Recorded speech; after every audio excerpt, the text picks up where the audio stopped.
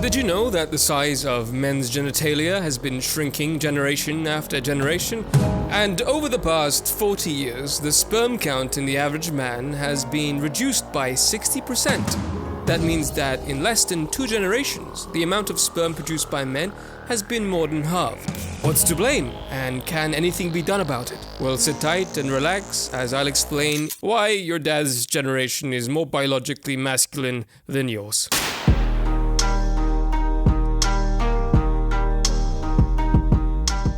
Reduction of penis size and testosterone in men is neither a conspiracy theory nor is it a groundbreaking new discovery. In fact, many studies about a reduction in the size of male genitalia and men's sperm count have been done over the years. And a lot of them showed a yearly reduction in men's total sperm count by more than 1%. Because these studies didn't exactly specify the cause of this phenomena, people assumed that there must have been a miscalculation. Perhaps the sample size was too small, or maybe they didn't take into account the rise in obesity, which also has an effect on sperm production. That's why a group of scientists came together and spent 20 years looking at all these studies. Their meta-analysis of more than 185 studies that looked at a total of 4,800 men between the years of 1973 to 2011 showed that not only has the total sperm count of men decreased by 59% in this 39-year-long period, but also the viability of the sperm has also been reduced by another 52%. A reduction in testosterone levels and penis sizes have also been observed. Meanwhile, miscarriages in women and erectile dysfunction have been increasing at an identical rate in the opposite direction. In fact, today, 20% of men with erectile dysfunction are under the age of 40. We also know that there is no sign of this trend slowing down. The scientists behind this meta-analysis believe that by 2045, if people want kids, most couples may have to use assisted reproduction. So, what the hell is the cause of all this? And how the hell can you protect the future of your son's manhood?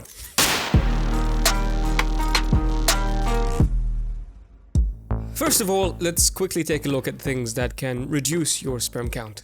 So this is the list. Obesity, taking drugs, smoking cigarettes, your mom taking drugs and smoking cigarettes, stress from work, emotional stress, anxiety from watching this video. Now, I wish I could tell you that the reason why humanity is in this fertility crisis is simply because of our bad habits. And if we but changed our daily habits, then everything could go back to normal. But as some of you have already guessed, your ancestors also indulged in plenty of bad habits and also suffered from plenty of stress. Another factor worth mentioning is that this reduction in fertility and genitalia size has also been observed in a huge number of different animal species as well. This includes everyday animals such as cats and dogs, all the way to sea creatures such as fish and whales. Unless fish have taken up smoking from all the stress caused by fishing boats, then there has to be a different reason behind this crisis. So if lifestyle is not the cause behind this crisis, then what is? Chemicals. Yeah, I know, what a surprise, right? It's like that time when people were trying to figure out why the bees were dying, and it turns out it was pesticide all along.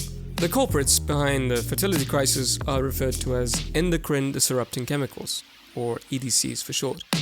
They are a big group of different types of chemicals that we use in a wide range of different industries. What they all have in common is that they're sadly very useful, and they come with a side effect. They disrupt our hormones. Hormones like testosterone that affect everything from muscle growth to sex drive and sperm production, of course. One group of these chemicals is called phthalates. They are mainly used in plastics to make them flexible or transparent. Phthalates stop testosterone production, the hormone in charge of developing genetically masculine features in boys. In one study, they gave pregnant mice some of this chemical, and their male offspring were born with smaller, less developed genitals. So then they looked at urine samples of human pregnant mothers and compared their phthalates levels.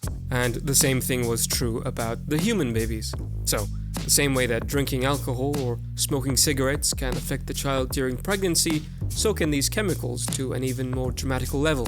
However, unlike cigarettes and alcohol, which we can easily identify and make a conscious choice not to partake in, these chemicals are so abundant in our daily life that unless you ran away to live in the forest for 9 months, if I'm being serious, I'm not even sure that's going to be helpful.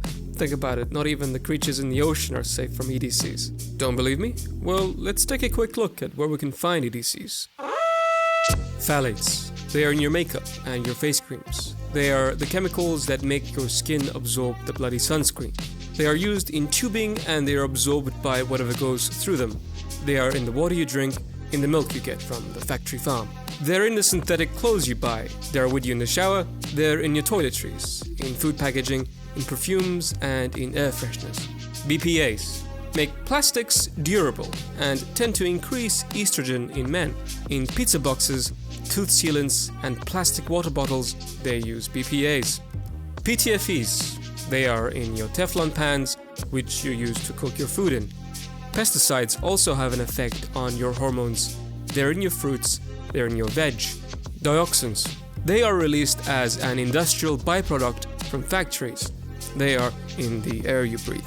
And the beautiful part about these hormone-imitating chemicals is that together they become bigger than the whole.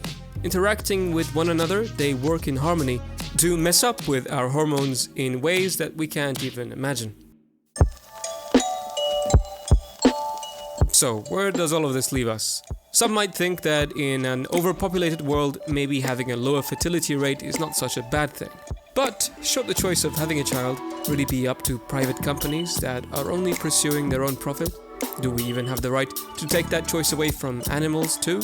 And besides, infertility is only one of the side effects of EDCs. Is clinging on to our particular methods of mass production a fair trade for all these ailments? But you can also look at the glass as half full.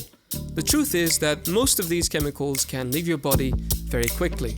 It only takes between 4 to 6 hours. The issue is that we're perpetually around them and they're entering our body non-stop. So were we to stop producing products with these chemicals in them in 75 years, we might be able to return to where we were 50 years ago.